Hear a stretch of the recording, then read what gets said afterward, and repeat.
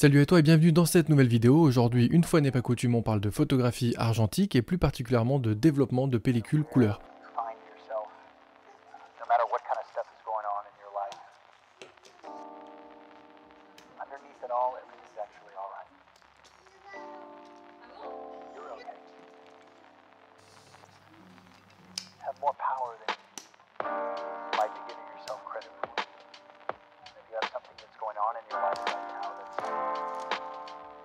Comme j'ai déjà dû le dire dans plusieurs vidéos précédentes, à la maison, moi d'habitude je ne développe que mes pellicules noir et blanc et j'envoie mes pellicules couleur à faire développer au laboratoire. Donc principalement j'envoie ça à Nation Photo dans Paris parce qu'ils sont très rapides et les prix sont plutôt très corrects de toute façon. La plupart du temps les laboratoires c'est à peu près la même chose pour un développement simple. Moi je fais toujours le développement seul, je scanne à la maison ensuite, je ne demande ni tirage ni numérisation.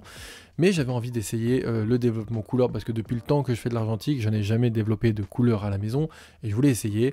Donc j'ai acheté un kit Rollet C41 pour 1 litre, puisqu'il existe aussi en 2 litres ou 5 litres. J'ai acheté chez Marinette Vintage, un shop de Lyon. J'ai décidé de m'y mettre. J'ai trouvé ça plutôt intense, hein, parce que du coup, il faut être sûr que ta température est aux alentours des 38 degrés pour un développement standard. Si tu veux un développement rapide, il faut que ce soit 45 degrés. Et si tu veux un développement lent, ça peut être 25 ou 30 degrés, ça dépend des kits. Franchement, je trouve que maintenir la température de 35-38 degrés pendant les 20 minutes, 30 minutes que tu as pour toute la manipulation, c'est pas facilement aisé au tout début. Pour me compliquer la tâche, j'ai aussi développé 3 pellicules en même temps, toutes les 3 des Fuji Pro 400H, sachant que cette pellicule n'est plus disponible aujourd'hui. Du coup, fallait pas la rater, hein, parce que sinon, si elle était ratée, c'était foutu. Je suis assez content du résultat parce que ça a fonctionné. Comme un bon petit élève, j'ai bien suivi toutes les manipulations qu'il fallait avoir. Je ne savais pas, je ne sais pas si toi tu le sais, moi jusqu'à maintenant pour les pellicules noir et blanc, j'utilisais une charte de développement qui me disait par rapport à la pellicule et au révélateur que j'utilisais le temps de développement. Là c'est le kit qui te donne le temps, donc voilà, il y a 3 minutes 15 pour le développement, 6 minutes pour le fixateur bleach, 3 minutes 15 encore pour le nettoyage à l'eau et ensuite 1 minute pour le stabilisateur. En tout cas sur le Rollet c'est les temps indiqués par le fabricant pour un développement à 38 degrés. En tout cas ça a bien marché, c'est assez intense parce que du coup j'ai trouvé que c'était beaucoup plus vif que pour le noir et blanc, c'était assez sympa. Beaucoup d'appréhension au départ, finalement bon c'est pas beaucoup plus compliqué que le noir et blanc, sachant que tout est bien indiqué dans le kit, en tout cas pour le mélange des solutions.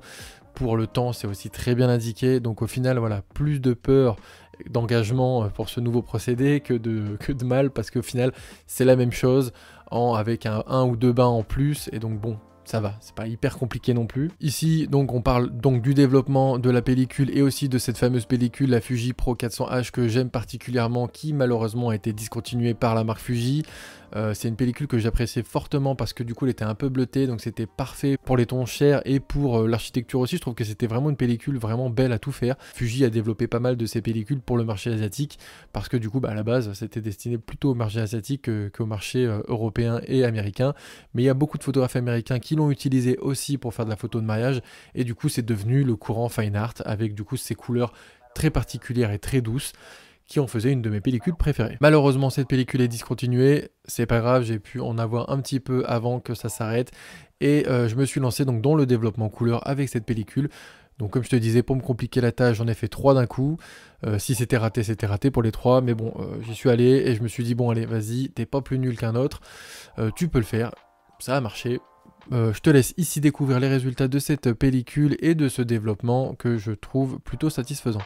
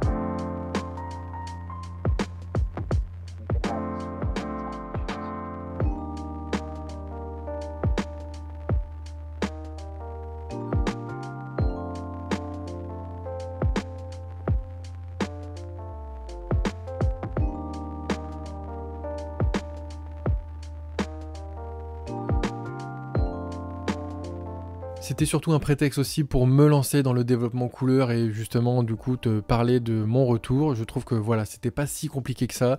C'est juste une petite rigueur en plus à avoir par rapport au noir et blanc, juste par rapport à la température de tes chimies qui doivent être constantes. Mais pour le coup, tu utilises une grande bassine où tu mets tes bouteilles dedans.